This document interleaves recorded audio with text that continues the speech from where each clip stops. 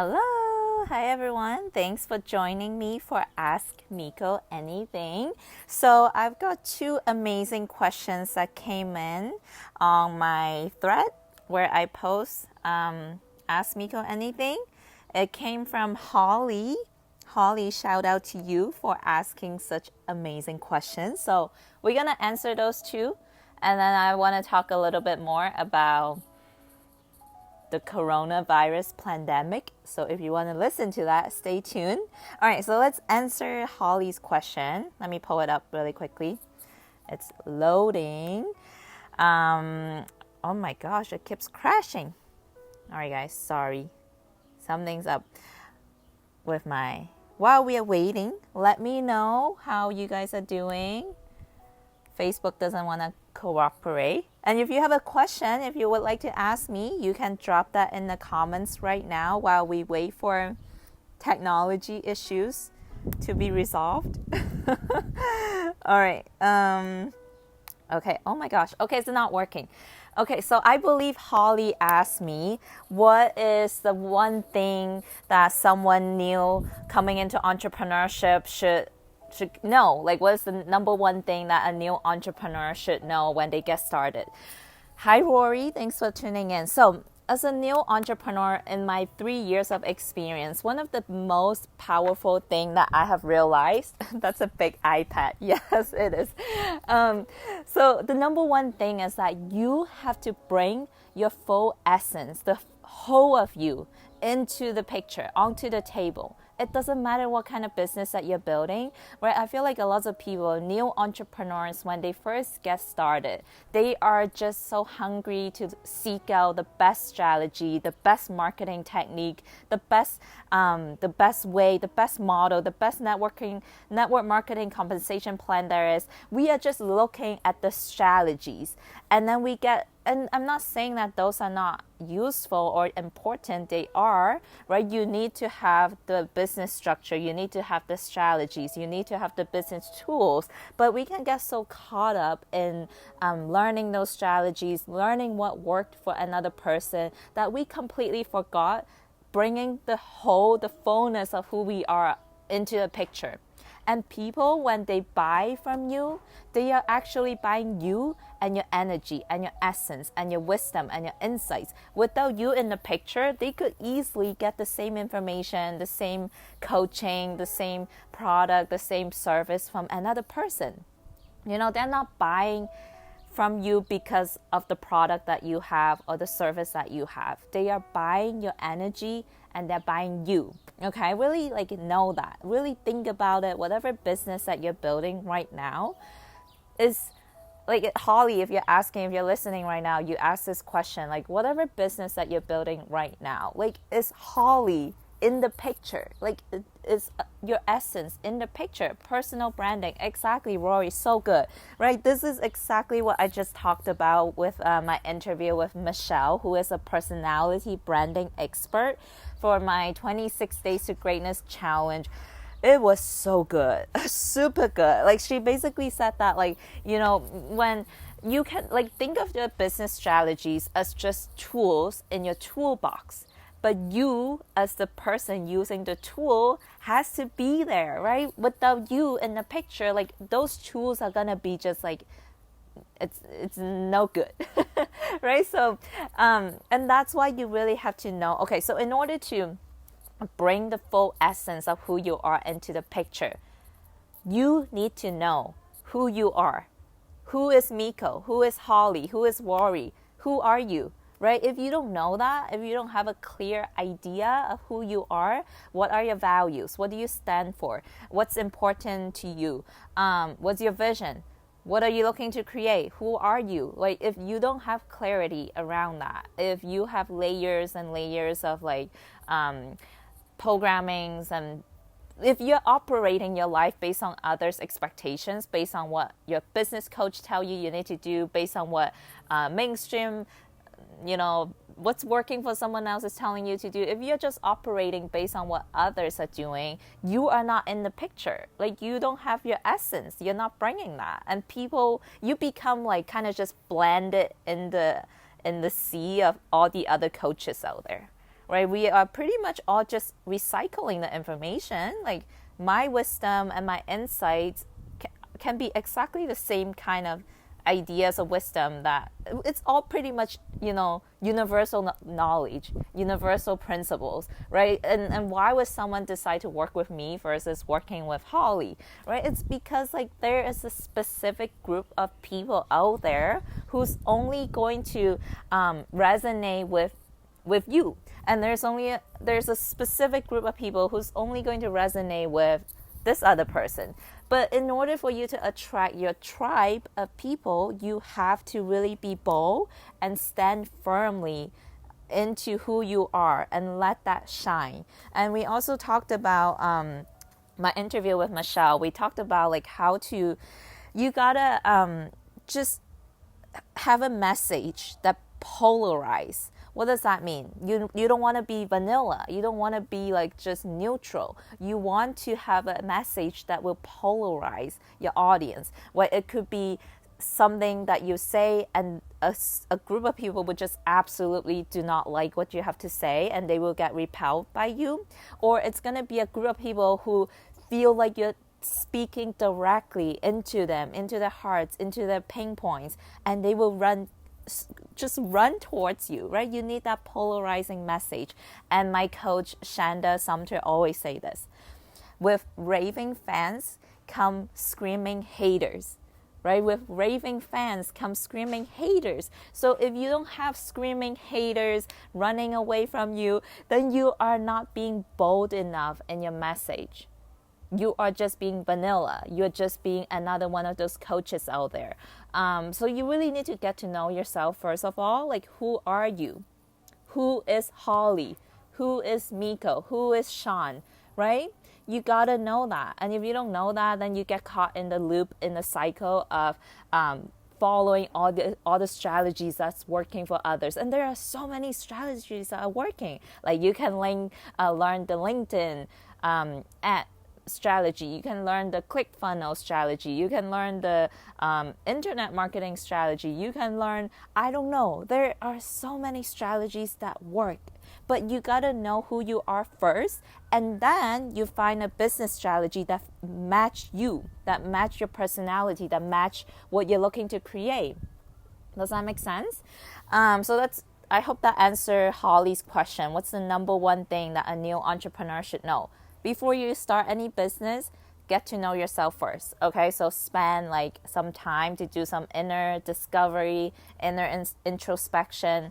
And like, I'm not saying to not completely like get into entrepreneurship, because you obviously get to know yourself as you go on this journey. Like I get to know myself so much by being on this journey. So go do that, but like be flexible and be open to new ideas, new perspectives. Don't be so close-minded and just be like so fixated on like one strategy, and don't chase the money. Like don't chase. And this is what I did at the beginning, right? I got into network marketing. I got into Forex trading because like it was the gold mine. It was where I could make a ton of money, and I invested maybe like about 2 years following that path, and I'm not regretting that. Like I learned a ton from that experience, and I see so many like people fall into the trap of network marketing. I'm not bashing network marketing at all, like don't get me wrong, but like I see so many people,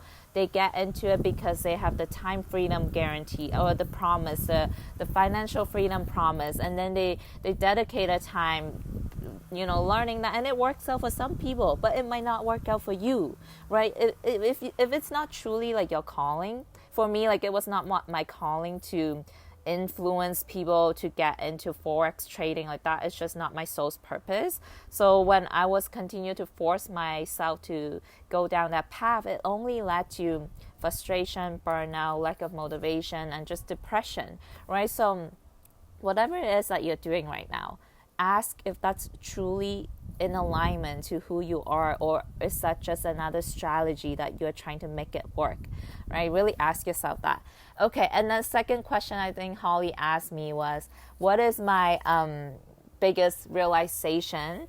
on my journey of entrepreneurship. So I would say the biggest realization is I have came home back to my core essence. I have came home to who I really am, right? I have really shed away layers and layers of identities that I have attached myself to.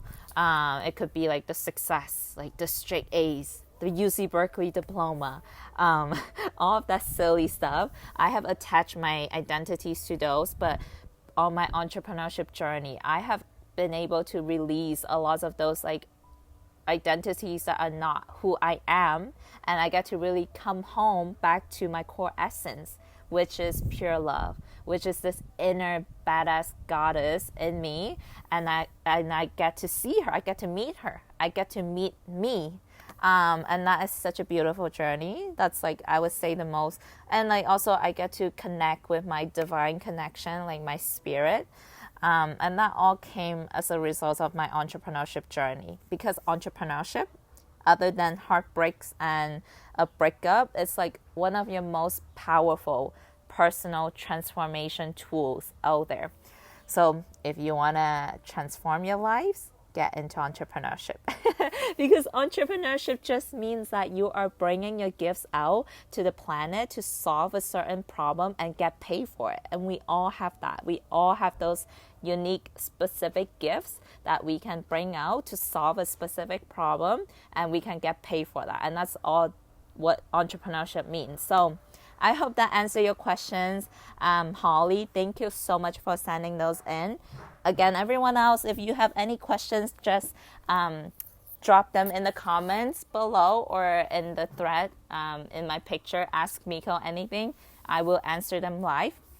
All right, so let's transition. Let's talk about the pandemic. I know that's a fun topic and maybe it's not so fun for some people, but I really want you guys to kind of look at it this way, right? There are two different realities happening at the same time right now. And I will explain what I mean by this. So there's a group of people who is truly really believe that there's a virus going on, and they are concerned that this virus is dangerous and it's killing people. And that's like one group of people. That's one reality, and it is happening. That's one reality that's happening right now. And then there's another reality where people are having conversations around power and control and lack of freedom. It's a whole different conversation, right?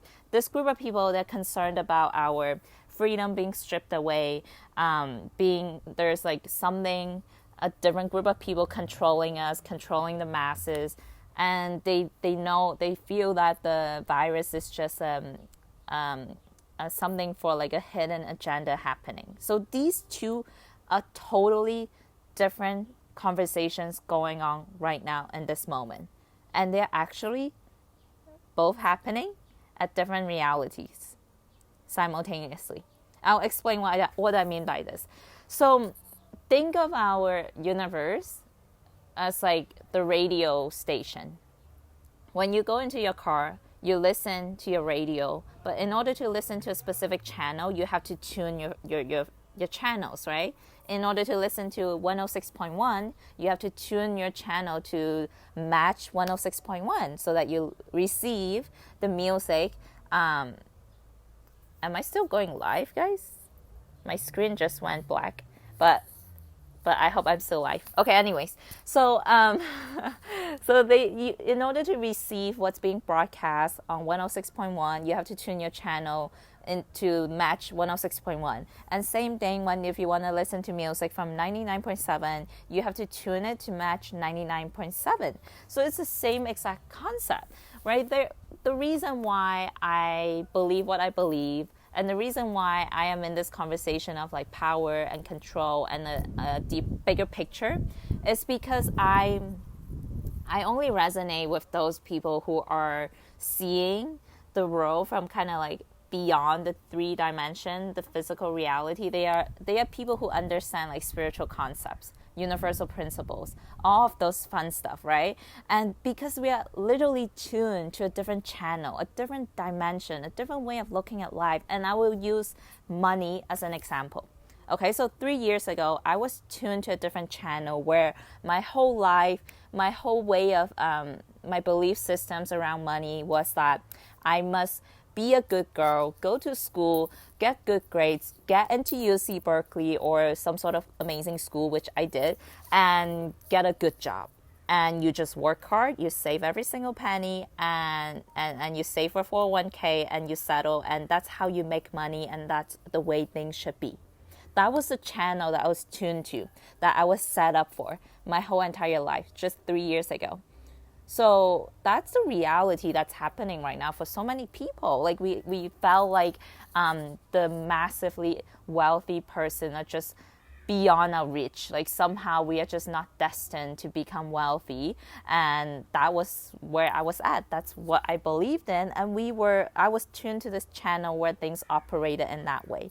But at the same time, when I had those beliefs, when I was operating my life in that way, at the same time, there are other people out there who were using their minds and their emotions and their non-physical power, that power that we all have with our thoughts and our emotions, to attract massive wealth to come into their lives. And they understand how the universal principles work. They understand the law of attraction. They understand the law of like their universal laws. At the same time that I was operating at this, like when I was tuned to this channel where I thought money only came from one way, working hard, there was a group of people, and there is a group of people who understand how to attract wealth in a spiritual way because they were tuned to a different channel. Am I making sense? Am I making sense here at all, guys? I'm sure there are some people here who is resonating with this. So pretty much all I'm trying to say is, if you're tuned to a channel where you believe everything that the news is telling you right now is the reality, that there's this virus happening, that people are dying massively, if you believe in that, and that is a reality that's happening, it's so hard to wrap your mind around like what this other group of people who's tuned to a different channel is seeing and knowing, right? So all I'm trying to say is, like, before you reject anything, just keep an open mind, keep an open heart, and know that there are different informations out there from like that we are not aware of. We do not know what we don't know. Instead of getting mad at someone who have a different perspective, why don't we just get curious? Like, I want to know why you think this way. I want to know why you think that this is a conspiracy. I want to know why there's a hidden agenda. I want to know why you think that vaccines are bad for us. I want to know why. So instead of being like super guarded, super like defensive against like what other people think about this whole pandemic, get curious, ask them why. And that's how you crack open all the walls that you have in your minds right now. That's how you crack open, your current perspective, your current level of thinking. And there's no right or wrong. I'm not saying like this group is better than this other group. It's just like there are different levels of awareness that's happening right now. And I resonate with those who are spiritually awakened, who are spiritually, they understand how the universe operates. And they are saying things that are just totally not what mainstream media is telling me. So that's why I will resonate with them. I hope that this was helpful. I hope this was fun. Threw in some of the extra stuff in there. Make sure, guys, if you have any questions, please ask me. Tomorrow is Friday, so I will see you for Rise and Shine with Miko in the morning. And I will come back on again, Ask Miko Anything at 4 p.m. PST. And also, if you want to check out the full interview I did with Michelle talking about personality branding, go check out my 26 Days to Greatness challenge. I believe Michelle's interview will be airing on day 16 on the series. So make sure you opt in. Go to my 26daystogreatness.com website and make sure you put your name there, and I'll see you guys there. All right, so with that being said, Sending so much love from my heart to you. See you tomorrow morning. Rise and shine, and I'll talk to you soon.